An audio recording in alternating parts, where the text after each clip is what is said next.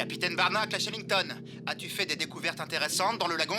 J'ai découvert quelque chose de très étonnant, capitaine. Toute une colonie de bébés requins marteaux. Surtout sois prudent, si ce sont des bébés, leurs parents ne doivent pas être loin. En fait, capitaine, les requins marteaux adultes ne prennent pas soin de leurs petits.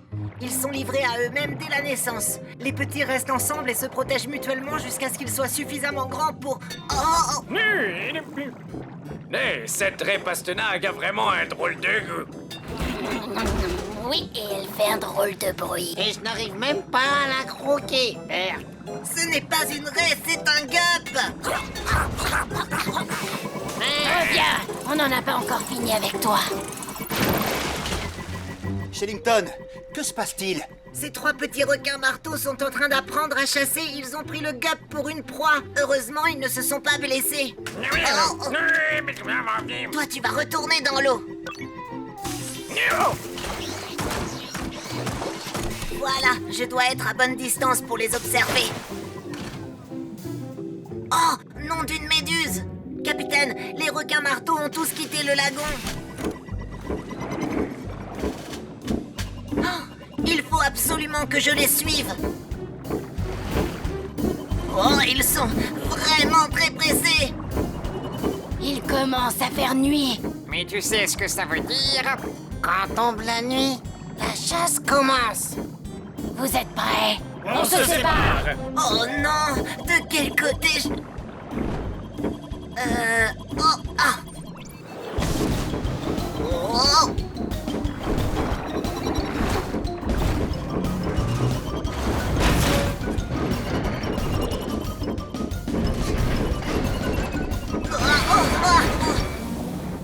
Je dois repartir avant que les requins martonnent.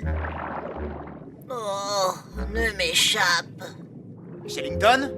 Réponds, Shellington. Oh, vous n'allez pas me croire. J'ai eu un petit ennui avec le gup D. Encore? Oui, j'ai perdu les requins marteaux. J'ai besoin d'aide. On a perdu le contact, capitaine. Cassie, déclenche l'octo-alerte. Octonaute au bassin de lancement.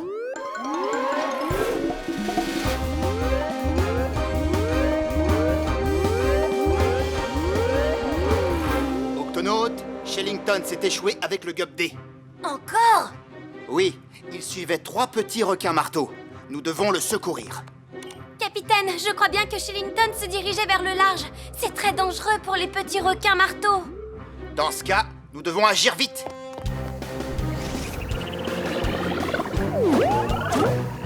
Shellington, comment vas-tu? Très bien, capitaine, mais les requins marteaux sont partis. Séparons-nous pour les retrouver et nous les suivrons. Ah, retrouver et suivre des bébés requins, ça ne doit pas être difficile. Tu ne dois pas les approcher de trop près, Quasi. Ils sont encore très jeunes, ils risquent d'être effrayés par les gups. Compris, Shellington, tu viens avec moi. Octonaute, on passe à l'action. Toujours aucun signe des requins marteaux. Une seconde. Shellington, je crois que j'en ai retrouvé un. Bien, maintenant ne le perds surtout pas de vue. Ça ne sera pas difficile. Il fouille le sable avec son nez comme s'il cherchait quelque chose. Coucou les raies. Même si je ne vous vois pas, je peux vous sentir là-dessous. Oh oui, ça aussi tu vas le sentir. Oh non! Le requin marteau s'est fait piquer par une raie pastinague. Ce n'est pas grave, Pesso, les requins marteaux ne craignent pas leurs piqûres. Ah ah, c'est pas ça qui va m'arrêter. Oh non, et ça alors, hein? Attrapez-le! Oh oh. Oh, il est en danger, je vais l'aider.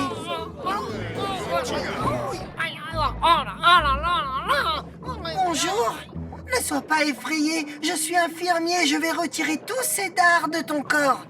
Wow!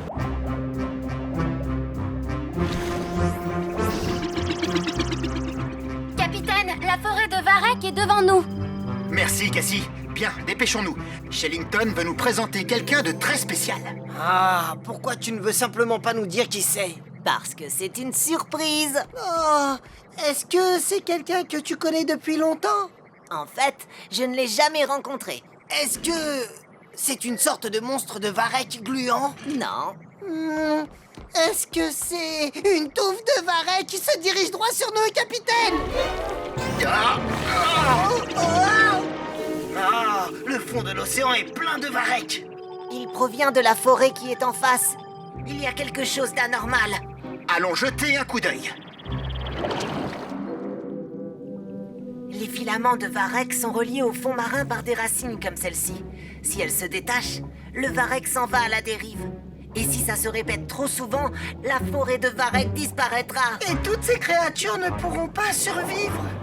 Mais qu'est-ce qui a pu causer le déracinement de toutes les touffes de varech? Tonnerre! Regardez, Moussaillon! C'est bien ce que je craignais. Des oursins rouges. Les oursins rouges détruisent les racines des algues. Ils peuvent anéantir une forêt toute entière. Sauf s'il y a des loutres de mer. Leur nourriture favorite. Pola! Bonjour, Shellington. Les amis, je vous présente ma sœur, Pola, la loutre de mer. Oh, bonjour. Bonjour! Pola est une scientifique, tout comme moi. Elle sait tout ce qu'il faut savoir sur les forêts de varech et sur les plantes. À vrai dire, le varech n'est pas une plante. C'est une espèce d'algue. Vous voyez? Alors c'est elle que tu voulais nous présenter? Pas exactement. Mais je suis sûre que Pola saura nous expliquer le problème que rencontre cette forêt. Oui, j'ai dû m'absenter plusieurs mois et je n'ai pas pu faire mon travail de loutre. Ton travail de loutre? Oui, nous les loutres de mer avons un impact favorable sur les forêts de varech. Leur extension dépend de nous, et comme les loutres mangent énormément d'oursins, les forêts peuvent se développer. C'est en quelque sorte notre devoir de loutre. Mais je ne t'ai jamais vu manger un oursin. Malheureusement pour moi, j'ai développé une allergie aux oursins. Shellington protège la forêt de varech à sa façon, en étant un octonaute. D'habitude, je réussis à me charger toute seule de tous les oursins. Mais dernièrement, j'ai été très occupée par... Enfin, venez avec moi. Il est juste là. Je l'ai enveloppé avec du varech pour qu'il ne dérive pas.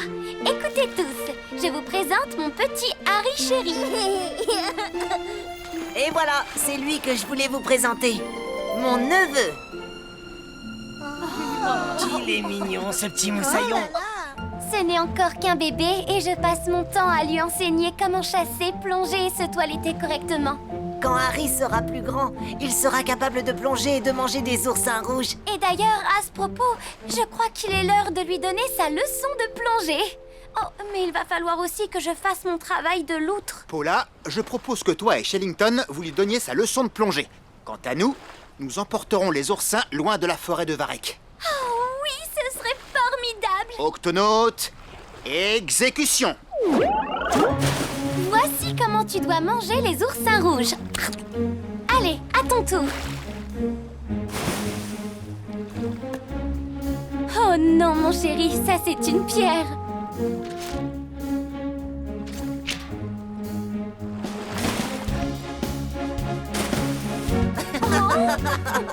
Et hop! Hop!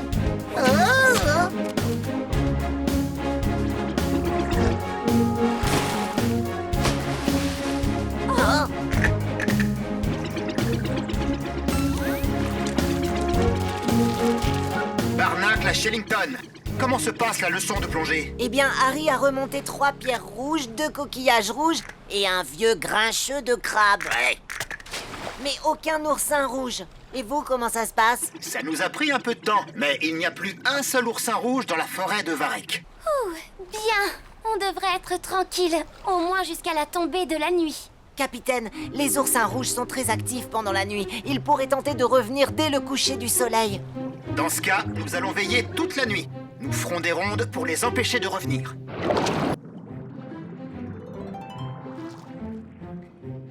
Faites A, s'il vous plaît.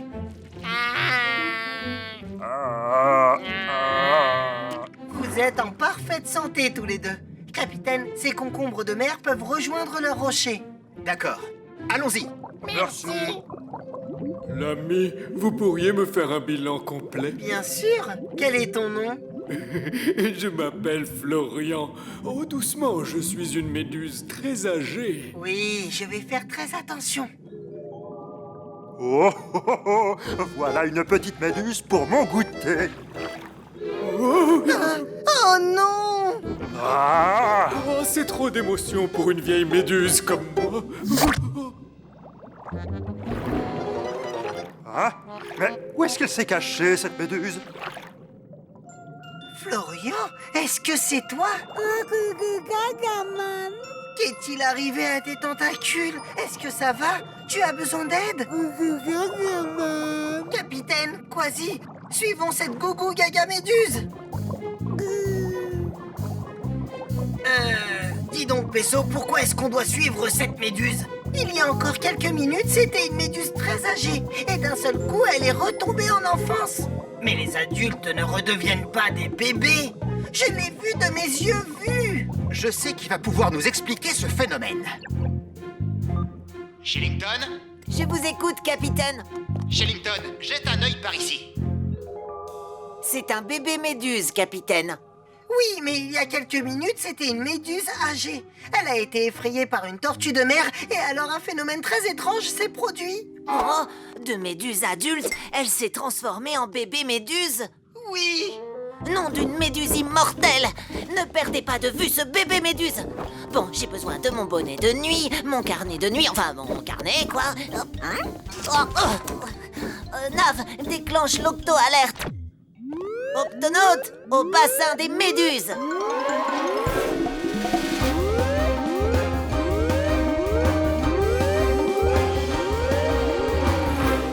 Bassin des méduses? Oui, merci, Nav. On recommence. Octonaute, au bassin de lancement.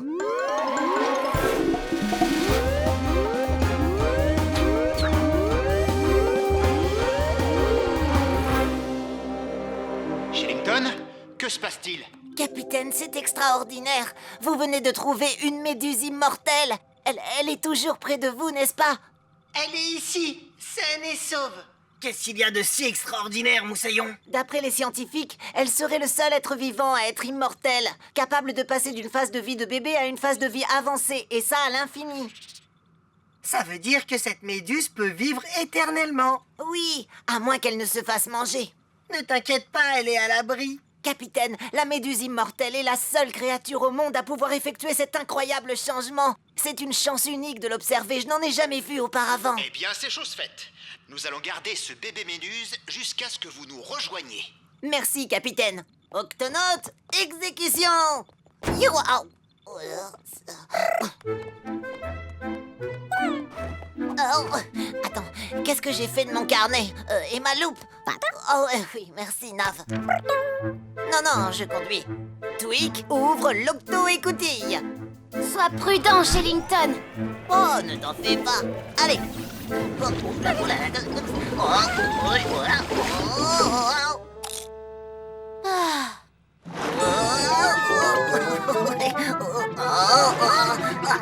C'est mieux comme ça. Capitaine, je suis en route. J'arrive aussi vite que possible.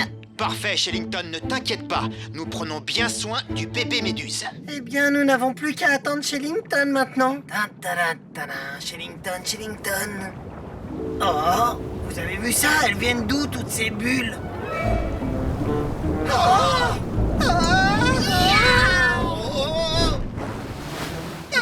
non! Où est Florian? Là, Moussaillon!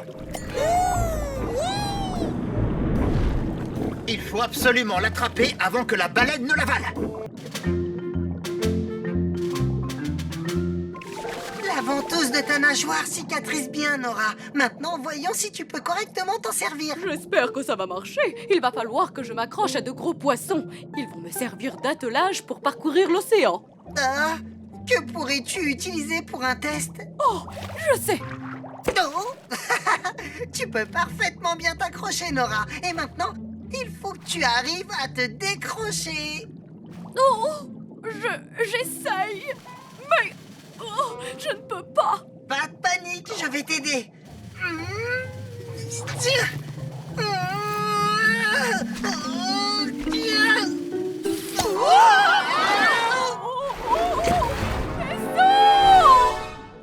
Nora?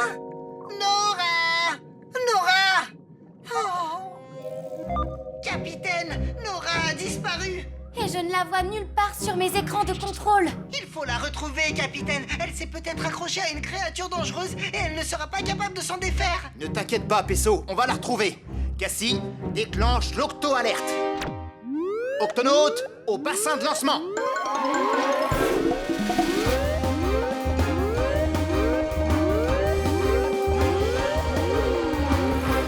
Octonaute, notre mission est de retrouver ce poisson.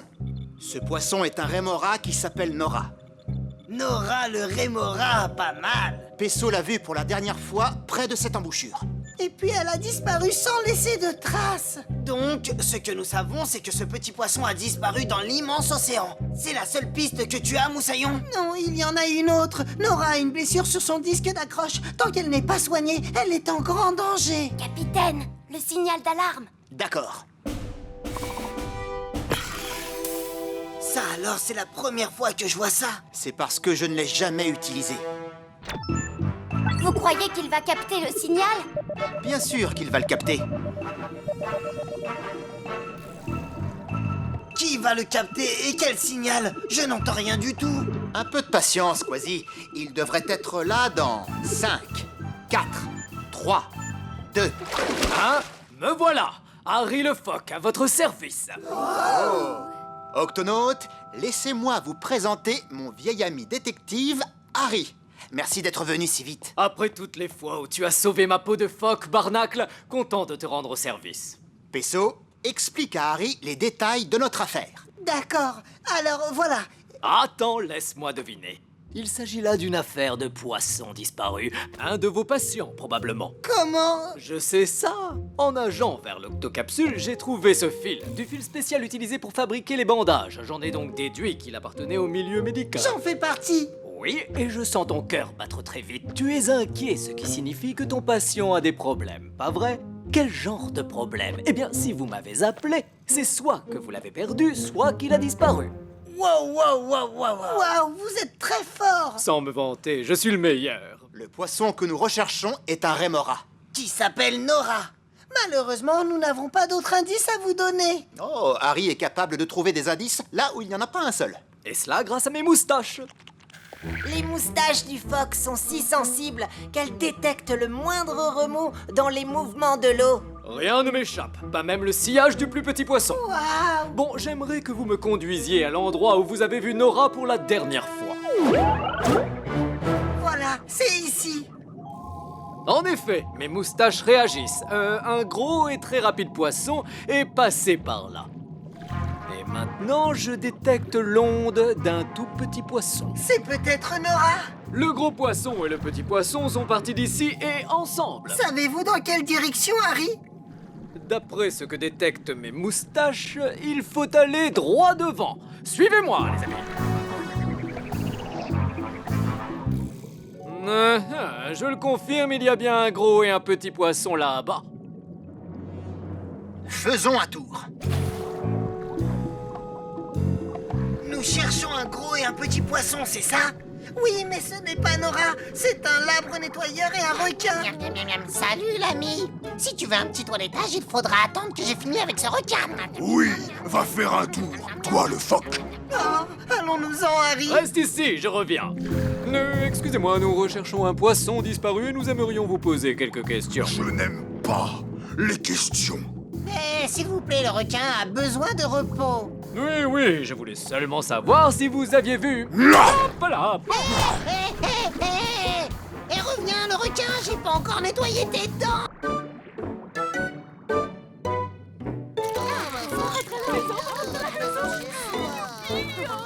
Allons doucement et inutile de vous bousculer. L'un après l'autre, s'il vous plaît. Comment allez-vous? Je vous en prie, entrez. Ah, c'est bon de rentrer. Rien de tel que d'être chez soi.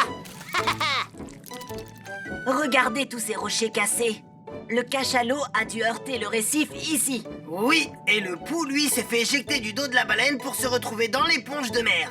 L'essentiel, c'est qu'ils aient pu réintégrer leur habitat respectif, en bonne santé et heureux. Excuse-moi, y aurait-il encore une place pour moi? Bien sûr que oui. Du moment que tu n'es pas un pou de baleine, ça ne me dérange pas. Allez, venez les amis, elle est d'accord. Oh, ça chatouille.